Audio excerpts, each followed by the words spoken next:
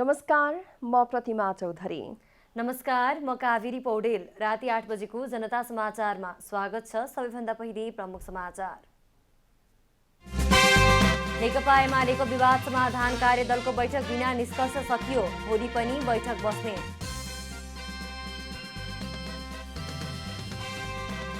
जनता समाजवादी पार्टीको विवादबारेको छलफल बिना निष्कर्ष सम्पन्न। निर्वाचन आयोगले इजलास गठन गरी विवादको किनारा लगाउने। कोरोना भाइरस विरुद्ध भेरोसेल खोपको दोस्रो मात्रा आजदेखि सुरु। खोप केन्द्रको व्यवस्थापनप्रति ज्येष्ठ नागरिक असन्तुष्ट। अफगान सैनिक र तालिबान विद्रोही समूहबीच भिडन्त। 1000 भन्दा बढी सैनिकहरू भागेर छिमेको ताजिकिस्तानमा।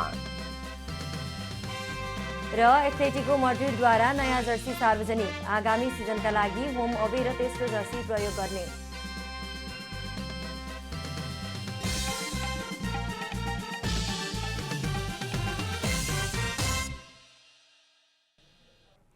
अब पूरा समाचार।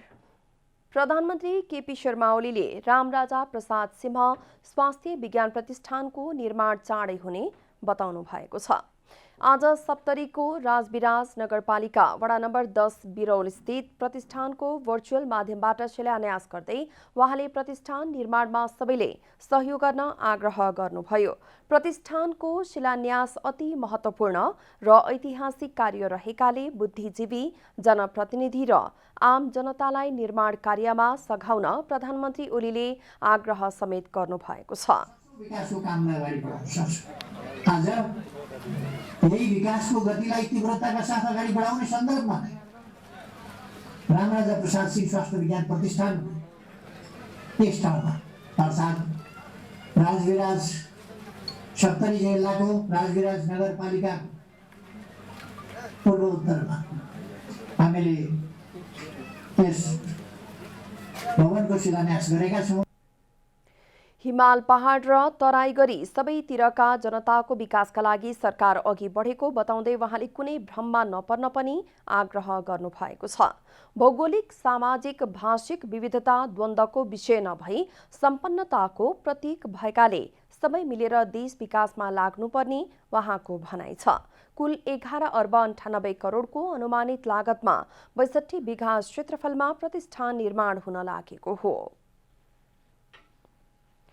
नेकपा एमाले आन्तरिक विवाद समाधान कार्यदलको बैठक सम्पन्न भएको छ। सिंहदरबारमा बसेको बैठकमा थप प्रगति भएको नेताहरूको भनाइ छ। पार्टीभित्रको विवादित विषयहरू, भिन्नता र असहमतिहरू कहाँ कहाँ छन् र यसलाई कसरी समाधानमा पुर्याउन सकिन्छ भन्ने विषयमा छलफल केन्द्रित रहेको थियो।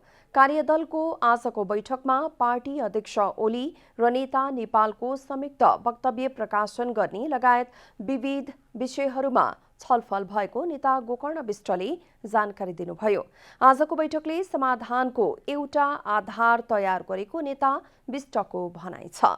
आजको बैठकमा छलफलका विषयहरू बुदागत रूपमा अघि बढेको नेता रघुजी पन्तले जानकारी दिनुभयो।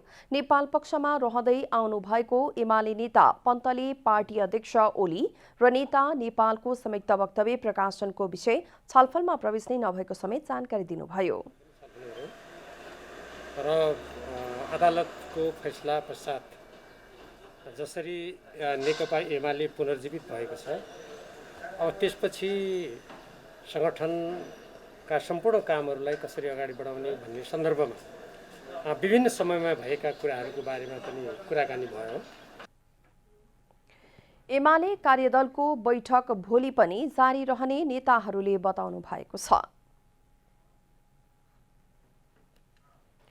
जनता समाजवादी पार्टीको आन्तरिक विवाद किनारा लगाउन निर्वाचन आयोगको पहिलो चरणको प्रयास विफल भएको छ।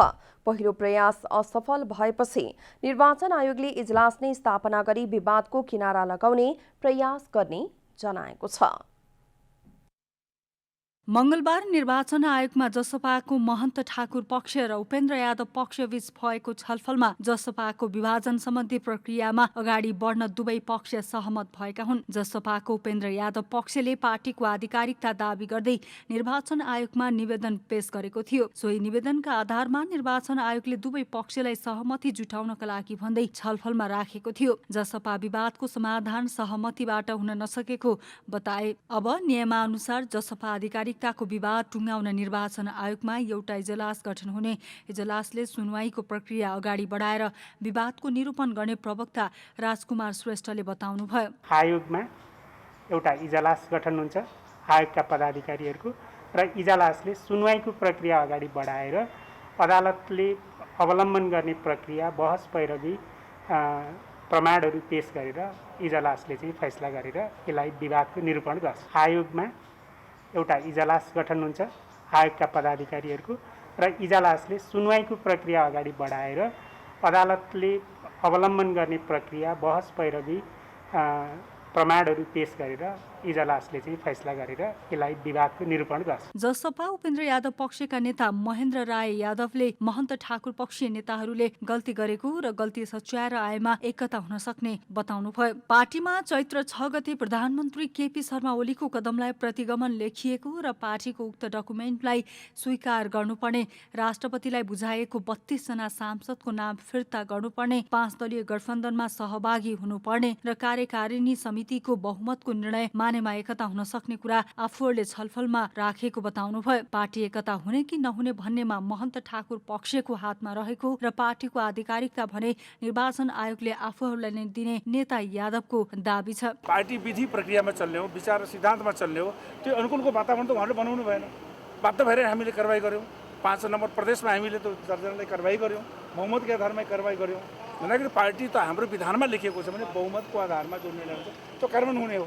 होइन, अब हामीलाई विश्वास छ कि निर्वाचन आयोगले बहुमतमा होइन मुलुक चल्छ, देश चल्छ, होइन बहुमतको आधारमा हाम्रो सबै नियम कानुन पुगेको हो। मलाई विश्वास छ कि निर्वाचन आयोगले आधिकारिकता दिन्छ भन्ने हामीले विश्वास। जसपा महन्त ठाकुर पक्षका नेता अनिल कुमार झाले आफूहरूले कुनै गल्ती र असंवैधानिक काम नगरेकाले क्षमा माग्नुपर्ने अथवा आत्मआलोचना गर्नु आवश्यक नरहेको बताउनुभयो। उपेन्द्र यादवले पार्टी विभाजनै चाहेको भन्दै अब पार्टी विभाजनकै दिशातर्फ अगाडि बढेको उहाँले बताउनुभयो। आजको छलफलबाट दुवै पक्ष मिल्न सहमत नभएका कारण नियमानुसार अगाडि बढ्ने भन्ने निर्णय आएको बताउनुभयो। नियमानुसार विभाजनमा जाने भन्ने उपेन्द्रजीले घोषणा गर्नुभयो। त्यो घोषणामा उहाँ गइसके पछाडि हामी रिस्पोन्डेन्ट हो, हामी त जवाब दिने पक्ष भएकोले अब त्यसको अर्को कुनै विकल्प नरहेकोले बडो दुःखका साथ भन्नु परेको छ।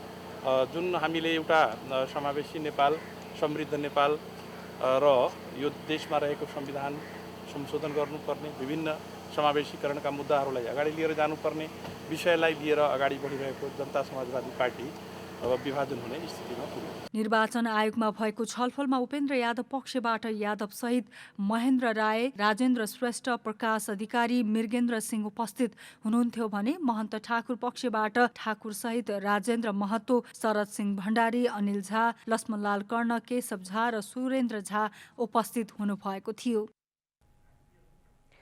जनता समाजवादी पार्टीका नेता एवं पूर्व मन्त्री अनिल कुमार झाले दुवै पक्षबीच सहमति हुन नसकेपछि अब आयोगको नियमअनुसार निर्णय गर्ने बताउनु भएको छ।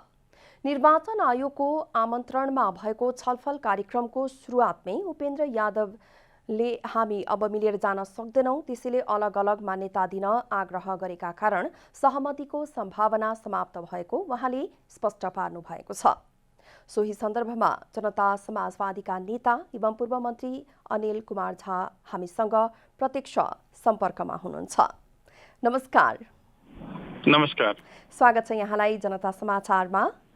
धन्यवाद। आजको छलफलको निष्कर्ष के हो त जानकारी गराइदिनुस् न। यहाँले अघि भनिरहनु भए जस्तै निर्वाचन आयोगले आज 11 बजे बिहान हामीलाई विवादका दुवै पक्षलाई बोलाएको थियो। हामी दुवै पक्ष निर्वाचन आयोग पुग्यौं। त्यहाँ पुगिसकेपछि प्रमुख निर्वाचन आयुक्त दिनेश कुमार थपलियाले त्यहाँको विधि र पद्धतिको बारेमा हामीलाई ब्रिफ गर्नुभयो। त्यस पछाडि निवेदक भनौँ, निवेदनकर्ता पक्ष उपेन्द्र यादवजीको नेतृत्वको पक्षले कुरा राख्नुपर्छ भनेर त्यहाँबाट सुरु भयो र माननीय उपेन्द्र यादवजीले त्यहाँ कुरा राख्नुभयो। उहाँले कुरा राख्दा हाम्रो सिद्धान्त, नीति, उद्देश्य, कार्यक्रम र विचार केही पनि नमिल्ने भएकोले एक ठाउँमा रहनुको कुनै औचित्य छैन। त्यसले हामी आधिकारिकताको लागि निवेदन दिएका थियौँ। त्यही कानुन बमोजिम आधिकारिकताको लागि निर्णय होस् भनेर प्रस्ताव राख्नुभयो। उहाँले त्यो प्रस्ताव राखिसके पछाडि उहाँका अरू पनि सहयोगीहरूले बोल्नुभयो। त्यस पछाडि माननीय मोहन ठाकुरको पक्षको हामीहरूको पालो आयो र माननीय मोहन ठाकुरज्यूले पार्टीहरू विभाजित हुनु राम्रो होइन, हामी सँगै मिलेर जानुपर्छ। मधेसी जनताले यो देशका सबै शोषित पीडित उपेक्षित अन्य आदिवासी जनजाति, महिला, दलित, मुस्लिम लगायतका क्षेत्रीय रूपमा, जातीय रूपमा, सामुदायिक रूपमा, वर्गीय रूपमा विभेदमा परेकाहरू एक ठाउँमा रहेर जानुपर्छ भन्ने अभिप्रायका कुराहरू राख्नुभयो। त्यसैले मेरो बिच उहाँको भनाइ थियो कि माननीय मोहन ठाकुरजीको विचारमा जनता समाजवादी पार्टी को सबै चिज मिल्छ र एक ठाउँमै रहेर अगाडि बढ्दा राम्रो हुन्छ। त्यसै गरी त्यस पछाडि अरू पनि नेता साथीहरूले त्यही अभिप्रायका कुराहरू राख्नुभयो। म स्वयंले हामी मिलेर जानुपर्छ। अब मिलेरै नजाने स्थिति छ भने पनि धेरै म्याराथन झगडा गर्नुभन्दा पनि सहमतिमै हामी सँगै रहन सक्दैनौँ, त्यसैले हामी अलग भयौँ भनेर अझै घोषणा गरिदियौँ। किन यसको लागि धेरै लामो ततमम सबै प्रकारले मिडियामा, सामाजिक सञ्जालमा अन्य कार्यकर्ताको उसमा किन गर्ने सँगै पनि हुन सकिन्छ फेरि पनि। त्यसैले अलग नै रहने हो भने पनि धेरै कटुता सिर्जना नगरौँ त्यो आग्रह गरेका थियौँ, तर त्यो हुन सकेन। फाइनली भनेपछि दुवै पक्षबीच भएको छलफल निष्कर्षमा पुग्न सकेन र यसरी निष्कर्षविहीन भएपछि अब पार्टी औपचारिक रूपमा फुटेको घोषणा गर्न मात्रै बाँकी रह्यो भन्दा उपयुक्त होला त? एकपटक फेरि भन्नु होला, अलि सुनिएन। दुवै पक्षबीच आज जुन छलफल भयो, छलफल खासै निष्कर्षमा पुग्न सकेन, निष्कर्षविहीन जस्तै छ। अब पार्टी यस्तो स्थितिमा औपचारिक रूपमा फुटेको घोषणा गर्न मात्रै बाँकी रह्यो भन्दा उपयुक्त होला त?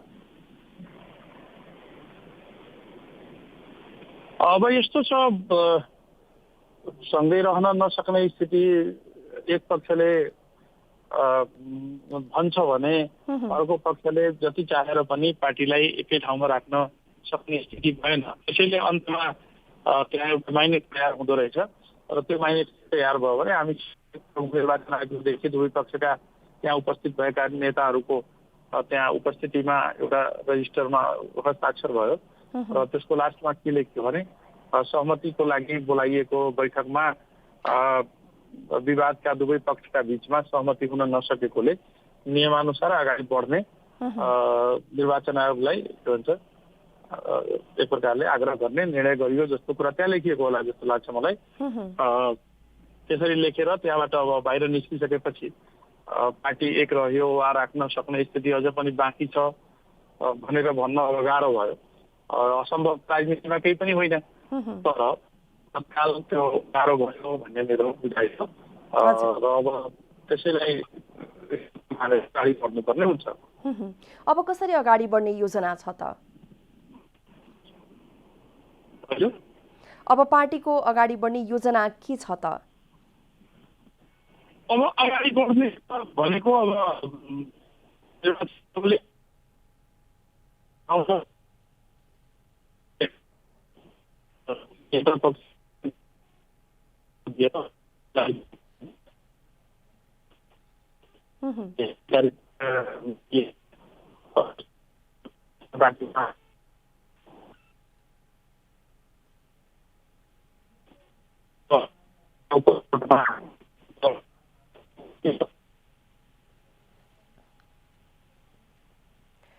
हस्त यहाँलाई धेरै धेरै धन्यवाद। वहाँ हुनुहुन्थ्यो जनता समाजवादी पार्टीका नेता एवं पूर्व मन्त्री अनिल कुमार झा। हामीसँग प्रत्यक्ष सम्पर्कमा हुनुहुन्थ्यो र आजको छलफलको बारेमा हामीलाई जानकारी गराउँदै हुनुहुन्थ्यो। अब बाँकी समाचार। लामो समयको प्रतीक्षापछि ज्येष्ठ नागरिकहरूले कोभिड-19 विरुद्धको खोप लगाउन पाउने भएपछि ज्येष्ठ नागरिकहरू बिहानैबाट विभिन्न खोप केन्द्रमा पुगे। तर खोप केन्द्रको अस्तव्यस्तता देखेर ज्येष्ठ नागरिकहरू दिक्क भई खोपै नलगाई फर्किएका छन्। सरकारले जेठ 25 गते भेरोसेलको पहिलो डोज लगाएकालाई मंगलबार दोस्रो डोज लगाउन सूचना जारी गरे अनुरूप खोपका लागि खोप केन्द्रमा लाइन बस्न पुगेका वृद्धहरू कैयौंले खोप नलगाई फर्किएका छन्। खोप लगाउन बिहानै लाइन बस्न पुगेका विभिन्न खोप केन्द्रहरूमा पुगेका वृद्धहरू दिउँसोसम्म खोप लगाउन नपाएपछि सरकारको व्यवस्थापनदेखि आक्रोशित बनेका छन्। नागरिकहरूलाई एउटा सचेत बनाउने सूचना दिने अनि सूचना दिइसकेपछि नागरिकलाई यो हालत बनाउने बिहान 6 बजेदेखि एउटा सिस्टममा जानुपर्छ कि पर्दैन? जति सिस्टममा जानुपर्ने हो, जति डोज दिनुपर्ने त्यो डोज पहिले सूचना प्रवाह गरिदिएको भए त्यो सूचना प्रवाह अनुसार चाहिँ नागरिक आउँथे। अहिले नागरिक नबुझ्ने छैन, सबै बुझ्ने खालका छन्। 84-85 वर्ष विरुद्ध छन्। 44-50 3-4 जना त लडिसकेका छन्। लडिसकेपछि तिनीहरूको जिम्मेवार कसले लिन्छ? ज्येष्ठ नागरिक भनेपछि त्यही अनुसारको सम्मान दिएर त्यही किसिमले चाहिँ कुपनको व्यवस्था गरिदिएर ल तिमीहरू यतिजना मान्छे चाहिँ भोलि आऊ, यतिजनालाई आज दिन्छु भनेर त्यो व्यवस्था गर्नुपर्ने हो। यस्तो किसिमको नालायक प्रशासनिक व्यवस्था कहीँ पनि छैन।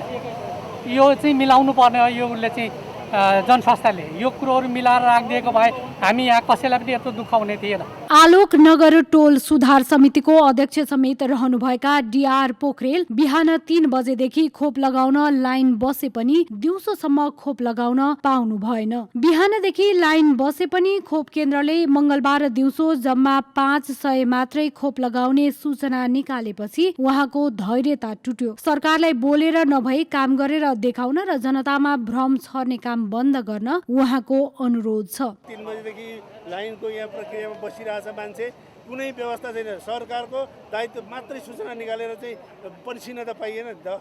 यत्रो जनता जुन चाहिँ सिनियर सिटिजनदेखि लिएर सबै आएर चाहिँ वृद्ध सबै रोगीहरू आएर लाइनमा बस्नु भएको छ। न चिया न पान न केही हामी केही गर्न पाइरहेका छैनौँ। लाइनमा बसेछु। जनतालाई चाहिँ भेडा बाख्रा सम्झिने, जहाँ जे पाए चाहिँ सूचना निकालिदिएर चाहिँ जनतालाई यत्रो तमाम जनता आएको छ, यत्रो 3-4 हजार जनता छ। अहिले बाँड्ने बेलामा चाहिँ 250 बाँड्ने। खोप लगाउने लाइनमै बस्नुभएका पुण्य प्रसाद भट्टराईले आफू बिहान 6 बजेदेखि लाइन बसे पनि 10 बजेपछि मात्रै कुपन बाँडिएको र कुपन लिएर 2 घण्टा लाइन बसेपछि खोप लगाउन पाएको गुनासो गर्नुभयो। यो संयन्त्रलाई पाल्नुको औचित्य नै छैन, सकियो। त्यसले देश रहे हामी रहन्छौँ। यस्तो भद्रगोल देशै होइन कुनै, यो देशको अस्तित्व नै राखेनन्। त्यसैले यी बोको हराम भन्नुपर्छ। अफ्रिकाको बोको हराम भन्न कमको छैन यिनीहरू। यो नागरिकलाई तडपाई मार्ने सरकार हो। यो सरकार त तत्कालै पदच्युत हुनुपर्छ। यो ब्ल्याकमा दिएको भन्ने कुरो आइरहेको छ, इन्जेक्सन दिएको छ भन्ने कुरो आइरहेको छ। सरकारले स्थानीय सरकार मार्फत जेठ 25 गते पहिलो डोज लगाएकालाई मंगलबार भेरोसेलको दोस्रो डोज लगाउन सूचना निकालेको थियो। काठमाडौँ महानगरभित्र 13 स्थानमा खोप केन्द्र तोकिएको छ भने अन्य नगरपालिकामा प्रत्येक ओडामा 2 वटा खोप केन्द्र तोकिएको छ। महानगरभित्रका खोप केन्द्र व्यवस्थित हुन नसक्दा वृद्धले दुःख पाएका छन् भने संक्रमणको जोखिम पनि थप बढाएको छ।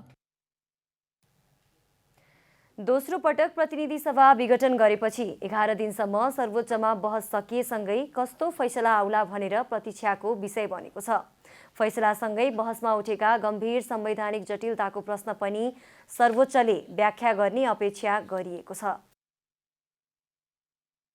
नेपालको संविधानमा प्रधानमन्त्रीलाई प्रतिनिधि सभा विघटन गर्न पाउने अधिकार नभए पनि पहिलो पटक प्रधानमन्त्री ओलीले गरेको प्रतिनिधि सभा बदर गरेको थियो। तर फेरि दोस्रो पटक प्रतिनिधि सभा विघटनले संविधानमाथि नै प्रश्न उठेको छ। बहुमतको प्रधानमन्त्री र प्रतिनिधि सभामा विश्वास गुमाएको प्रधानमन्त्री भएर प्रधानमन्त्री ओलीले दुई पटक गरेको विघटन गैर संवैधानिक भएकाले संवैधानिक इजलासले बोल्नुपर्ने रिट निवेदकले माग गरेका छन्। भविष्यमा प्रधानमन्त्रीले पुनः संसद विघटन गर्ने प्रयास नगरून् भनेर पनि फैसलामा बोल्नुपर्ने निवेदकहरूको जिकिर छ। राष्ट्रपतिले निवेदन अस्वीकार गर्न पाउने कि नपाउने भन्ने बारे सर्वोच्चभित्र र बाहिर जिज्ञासा उठिरहँदा यसबारे पनि अदालतले व्याख्या गर्ने वरिष्ठ अधिवक्ता डाक्टर चन्द्रकान्त गेवालीको भनाइ छ। बहुमतभन्दा बढी चाहिँ सदस्यको हस्ताक्षर लिएर जान्छ भने त्यहाँ नियुक्ति गर्नै पर्ने संवैधानिक बाध्यता छ।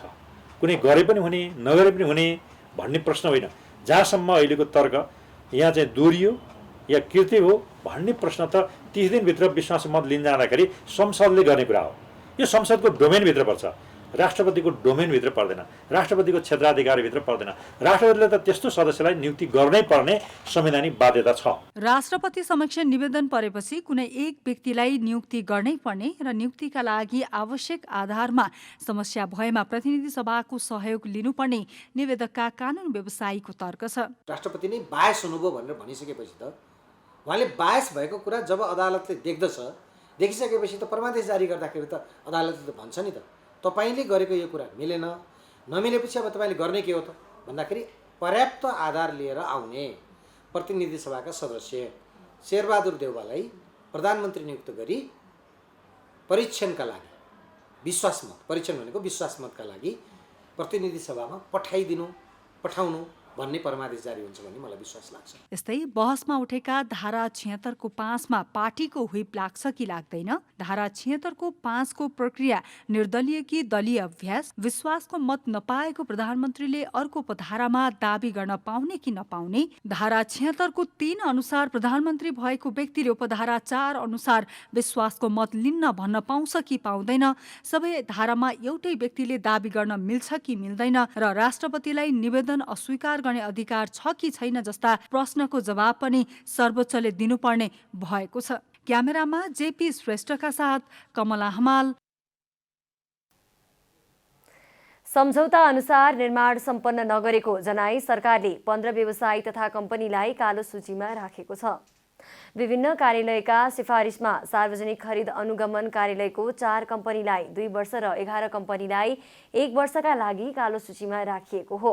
खरिद कार्यालयको सोमबार बसेको बैठकले आजदेखि लागू हुने गरी प्रहरी प्रधान कार्यालयको सिफारिसका आधारमा Puja trading and order suppliers Hetauda तथा DMS बुट इन्डस्ट्रिज बुढानीलकण्ठ, कृषि सामग्री कम्पनी लिमिटेडका सिफारिसमा सैलुङ इन्टरप्राइजेज र मुक्तिनाथ कृषि सामग्री कम्पनीलाई 2-2 वर्षका लागि कालो सूचीमा सिफारिस गरेको हो। कृषि सामग्री कम्पनीले सिफारिस गरेका 2 कम्पनीले तोकिएका समयमा रासायनिक मलको ढुवानी गर्न नसकेपछि कम्पनीले धरोटी रकम जफत गरेर कालो सूचीमा राख्न सिफारिस गरेको थियो। यस्तै फ्रेड्स अर्बिट्स कन्स्ट्रक्सन सर्भिसेज प्राली कङ्काई झापा, हिमालय कन्स्ट्रक्सन प्राली Sankhuwa Sabha, Sandesh Saugat trade and suppliers Biratnagar, Chun pharmacy Pokhara, गुरा निर्माण सेवा Jumla, Amba store Dharan, Niraj steel furniture उद्योग लहान लगायत 11 कम्पनीलाई 1 वर्षका लागि कालो सूचीमा राखिएको छ। कोरोना भाइरस नियन्त्रणका लागि काठमाडौँ उपत्यकामा निजी तथा सार्वजनिक सवारी साधनमा लागू गरिएको जोरबिजोर प्रणाली आजबाट हटेको छ। निषेधाज्ञा कायमै गरिए पनि यातायात व्यवसायी र नागरिकको असहजतालाई मध्यनजर गर्दै सरकारले जोरबिजोर प्रणाली हटाउने निर्णय गरेको हो। सरकारले मंगलबारबाट जोर बिजोर प्रणाली खारेज गरेपछि सबै प्रकृतिका सवारी साधन सञ्चालनमा आएका छन्। स्वास्थ्य सुरक्षा मापदण्ड पालना गरेर सबै सवारी साधन सञ्चालन गर्न दिने सरकारको निर्णयपछि उपत्यकामा सवारी साधनका चाप बढेको छ। नागरिकको असहजतालाई मध्यनजर गर्दै सरकारले जोर बिजोर प्रणाली हटाउने निर्णय गरेको हो। यसअघि 25 सिट क्षमता भन्दा बढीका सवारी साधन मात्रै जोर बिजोरका आधारमा चलाउन दिइएको थियो। यस्तै सवारी साधनको मध्य भागमा दुईतर्फी यात्रुहरू छुट्याउने गरी प्लास्टिकको छेकबार लगाउनु पर्ने सरकारको निर्देशनमा छ। तर मंगलबार गुडेका अधिकांश सवारीमा त्यस्तो गरिएको पाइएन।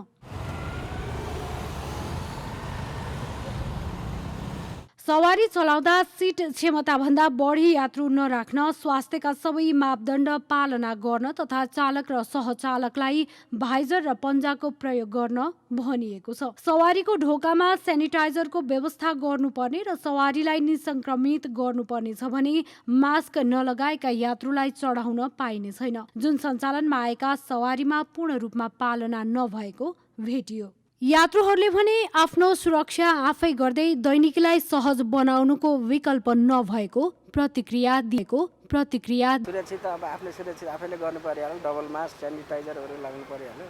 हजुर अब हामी त अब सजगै हुनु पर्यो, आफ्नो ज्यानको आफूले नै ख्याल गर्नु पर्यो हैन।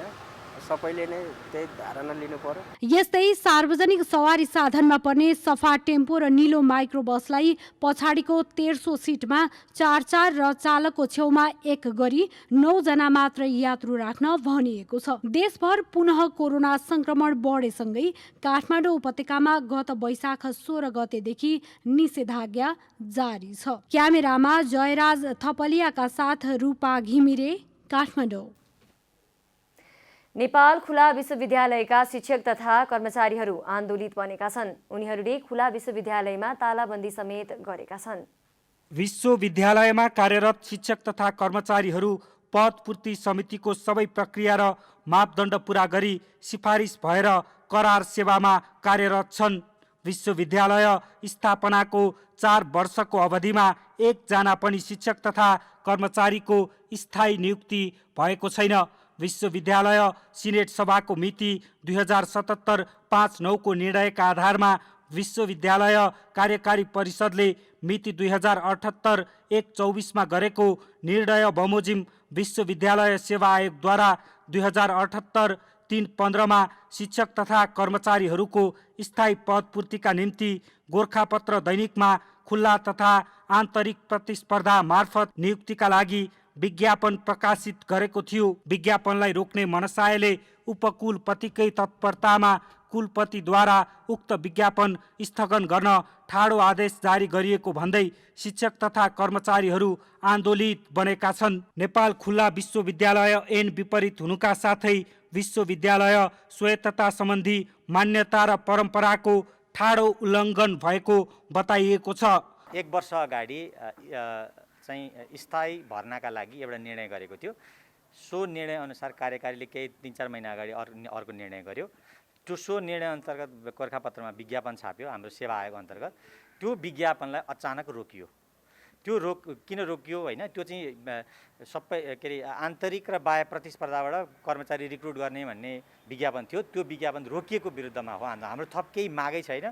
छापिएको विज्ञापन रोकिएका विरुद्ध त्यो खुलाइयोस् भन्ने हाम्रो माग हो। हामीले 3-4 पटक निमित्त भाइस चान्सलरसँग संवाद गऱ्यौँ। त्यो संवाद अर्थपूर्ण भएन र हामी यो चाहिँ अहिले केही समयका लागि 1 हप्ताका लागि शुक्रबारसम्मका लागि हामीले तालाबन्दी गरेको। यो पठन पाठन प्रशासन प्रविधिसम्म लगायत सम्पूर्ण क्रियाकलापहरूलाई रोकेको। तत्काललाई विश्वविद्यालयका सम्पूर्ण शैक्षिक प्रशासनिक तथा प्राविधिक कार्यहरू हप्ताभर 2078 3/25 सम्मलाई स्थगित गर्ने सम्पूर्ण शिक्षक तथा कर्मचारीहरू निर्णय गर्न बाध्य बनेका छन्। तालाबन्दी चाहिँ यो नेपाल खुला विश्वविद्यालय सेवा आयोगले असार 15 गते गोरखापत्रमा निकालेको विज्ञापन यहाँ निमित्त उपकुलपतिले चाहिँ ठाडो आदेशमा बन्द वेबसाइटमा राख्न नदिएको र हामीलाई फर्म भर्ने अवसरबाट वञ्चित गराएको भएर हो। सिनेटबाट पास हुने, कार्यकारीले निर्णय गर्ने, सेवा आयोगलाई पठाउने, सेवा आयोगले विज्ञापन निकाल्ने, अनि खुला विश्वविद्यालय केन्द्रीय कार्यालय भनौँ कुलसचिव कुलपतिको कार्यालयले रोक्ने प्रक्रियाको विरुद्ध हो। विविध समस्या र विवाद भए तापनि नेपाल खुल्ला विश्वविद्यालयले छोटो समयमा नै उल्लेख्य प्रगति हासिल गर्न सफल भएको छ। क्यामेरामा विष्णु थापाका साथ अभिषेक सापकोटाको रिपोर्ट। अब आर्थिक समाचार। आर्थिक समाचारका साथमा हुलास भए अरु किन खोज्ने।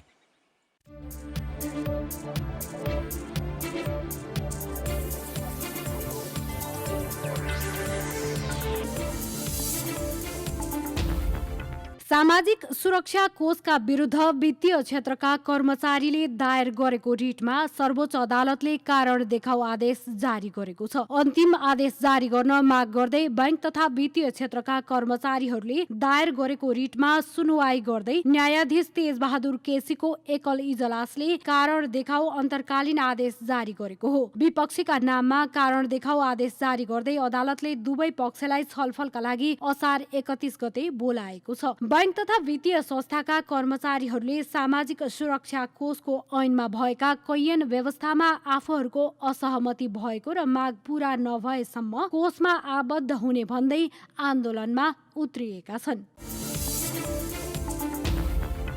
नेपालको पहिलो भुक्तानी सेवा प्रदायक ई सेवाबाट कुनै पनि सदस्य बैंकको किस्ता निशुल्क तिर्न सकिने भएको छ। सेवाले यो सुविधा असार 22 गते मंगलबारदेखि असार मसान्तसम्म लागू गर्न लागेको हो। भुक्तानी अवधिमा ई सेवाका कुनै पनि सदस्य बैंक तथा वित्तीय संस्थाको किस्ता तिर्दा अथवा रकम पठाउँदा कुनै पनि किसिमको शुल्क लाग्ने छैन। डिजिटल कारोबारलाई प्रोत्साहन गर्ने तथा कोभिड महामारीका बेला सहजै ऋणको किस्ता तिर्न सकियोस् भन्ने उद्देश्यले यो सुविधा दिइएको ई सेवाले जानकारी गराएको छ। केही दिन यता सुस्ताएको शेयर बजारले मंगलबार पनि निरन्तरता पाएको छ। मंगलबार 5.24 अङ्कले घटेर नेप्से परिसूचक 2818.11 अङ्कमा सीमित भएको छ। शेयर बजारमा 1,01,35,209 किता शेयर 4,22,40,18,255 रुपैयाँमा कारोबार भएको छ। एक महिना अघिसम्म दैनिक 17 देखि 19 अर्ब रुपैयाँसम्म कारोबार भएकोमा केही दिन यता शेयर बजार 4 देखि 6 अर्बको कारोबारमै सीमित बन्न पुगेको छ। जगदम्बा स्टिल्सको उत्पादन जगदम्बा सुपरसाइन तथा ग्याल्भालम फ्याक्ट्रीको आधिकारिक र विधिवत सुरुवात भएको छ। कम्पनीको अत्याधुनिक प्रविधियुक्त फ्याक्ट्री बाराको सिमरामा अवस्थित भवनको उद्घाटन भएको हो। जगदम्बा स्टिल्सले हालसालै बजारमा ग्याल्भालुम रङ्गीन तथा सादा जस्ता पाता भित्राएको छ। नेपालको पहिलो पूर्ण स्वचालित ग्याल्भालुम लाइन प्रविधिबाट उत्पादन हुने जगदम्बा सुपरसाइन तथा ग्याल्भा प्लस अन्य साधारण जस्ता पाता को तुलनामा अत्यधिक मजबुत र टिकाउ हुने कम्पनीको दाबी छ।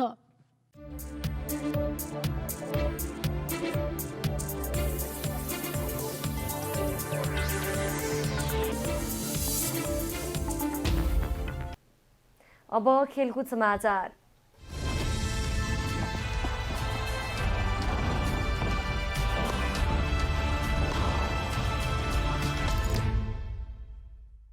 मनाङ मर्स्याङ्दी क्लबले पोखरालाई होम ग्राउन्ड बनाउने भएको छ। पोखरा रङ्गशालालाई होम ग्राउन्ड बनाउने प्रस्ताव सहित मनाङ मर्स्याङ्दी क्लबले राष्ट्रिय खेलकुद परिषद समक्ष प्रस्ताव गरेको थियो। क्लबको प्रस्तावलाई राष्ट्रिय खेलकुद परिषद राखेपले सहमति प्रदान गरेको छ। राष्ट्रिय खेलकुद परिषदको पछिल्लो निर्णयसँगै मोफसलमा जाने मनाङ पहिलो क्लब बन्ने भएको छ। काठमाडौँलाई आधार बनाएर फुटबलमा लगानी गरिरहेको मनाङले पोखरालाई घरेलु मैदानको रूपमा विकास गर्ने प्रयास थालेको छ। स्मारक सहितका प्रतियोगिताका लागि क्लबले खेल्ने होम गेम पोखरा रङ्गशालामा आयोजना गर्ने प्रस्ताव गरेको थियौं। राखेपको सहमतिसँगै चाँडै औपचारिक सम्झौता हुने क्लबका उपाध्यक्ष विजय घलेले जानकारी दिनुभयो। सम्झौता भएसँगै मनाङले राखेपबाट होम ग्राउन्डको प्रमाणपत्र प्राप्त गर्नेछ।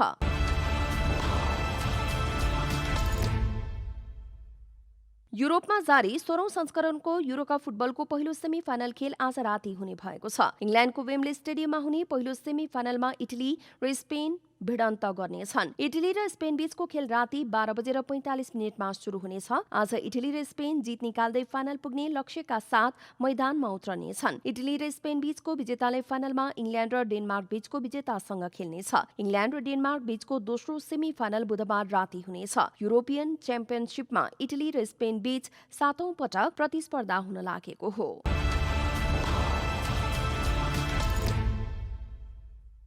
स्पेनिश क्लब एथलेटिको मड्रिडले आगामी सिजनका लागि नयाँ जर्सी सार्वजनिक गरेको छ। लालिगा च्याम्पियन एथलेटिकोले सन् 2021-22 को सिजनका लागि होम अवे र तेस्रो जर्सी सार्वजनिक गरेको हो। च्याम्पियन एथलेटिकोले सेल्टा विगोसँग खेल्दै सिजनको सुरुवात गर्नेछ। नयाँ जर्सी अघिल्ला सिजनको भन्दा फरक बनाइएको छ। एथलेटिकोको ट्रेडमार्क रंग प्रयोग गर्दै जर्सीलाई केही फरक बनाइएको हो। एथलेटिकोको नयाँ जर्सी नाइकी कम्पनीले बनाएको हो। एथलेटिकोले नयाँ जर्सी बजारमा बिक्री सुरु भएको समेत जनाएको छ।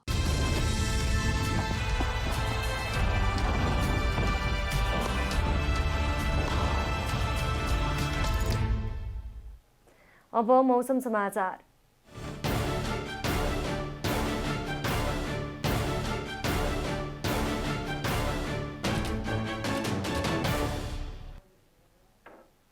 आज राति देशका अधिकांश भूभागहरूमा सामान्यदेखि पूर्ण बदली रहनेछ। प्रदेश 1, प्रदेश 2, बागमती प्रदेश, गण्डकी प्रदेश र लुम्बिनी प्रदेशका धेरै स्थानहरू तथा कर्णाली र सुदूरपश्चिम प्रदेशका थोरै स्थानहरूमा हल्कादेखि मध्यम वर्षाको सम्भावना रहेको जल तथा मौसम पूर्वानुमान महाशाखाले जनाएको छ। अब देशभरका विभिन्न स्थानका मौसम सम्बन्धी थप विवरण।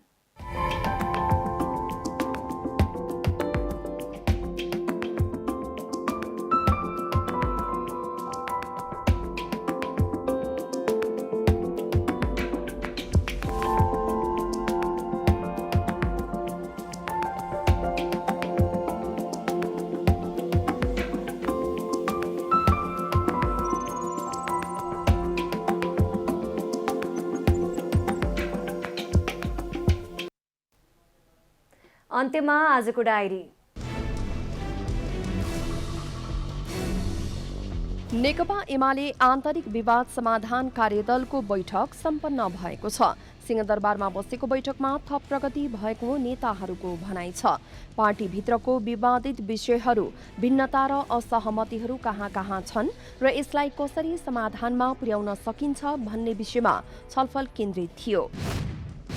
जनता समाजवादी पार्टीको आन्तरिक विवाद किनारा लगाउन निर्वाचन आयोगको पहिलो चरणको प्रयास विफल भएको छ। पहिलो प्रयास असफल भएपछि निर्वाचन आयोगले इजलास नै स्थापना गरी विवादको किनारा लगाउने प्रयास गर्ने जनाएको छ।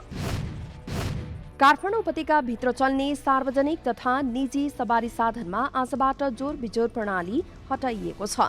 आजबाट माइक्रो, टेम्पो लगायत सवारी साधन पनि चल्न दिइएको छ भने काठमाडौँ उपत्यकाभित्र प्रवेश गर्ने सवारी साधनले जिल्ला प्रशासन कार्यालयबाट अनुमति लिनुपर्ने व्यवस्था गरिएको छ। सार्वजनिक यातायातमा सिट क्षमताभन्दा बढी यात्रु राख्न पाइने छैन भने मास्क लगायत स्वास्थ्यका मापदण्ड अनिवार्य रूपमा पालना गर्नुपर्नेछ। अफगानिस्तानका 1000 भन्दा बढी सैनिकहरू तालिबान उग्रवादीसँगको भिडन्तपछि भागेर छिमेकको ताजिकिस्तानतर्फ गएको अधिकारीहरूले बताएका छन्। ताजिकिस्तानको सीमा सुरक्षा सैन्यले जारी गरेको एक विज्ञप्तिका अनुसार अफगान सैनिकहरू आफ्नो ज्यान जोगाउन भागेर सीमा पार पुगेका हुन्। अफगानिस्तानमा अहिले हिंसा चर्किएको छ। स्पेनिश क्लब एथलेटिको मड्रिडले आगामी सिजनका लागि नयाँ जर्सी सार्वजनिक गरेको छ। ला लिगा च्याम्पियन एथलेटिकोले सन् 2021-22 को सिजनका लागि होम अवे र तेस्रो जर्सी सार्वजनिक गरेको हो। च्याम्पियन एथलेटिकोले सेल्टा विगोसँग खेल्दै सिजनको सुरुवात गर्नेछ। नयाँ जर्सी अघिल्ला सिजनको भन्दा फरक बनाइएको छ।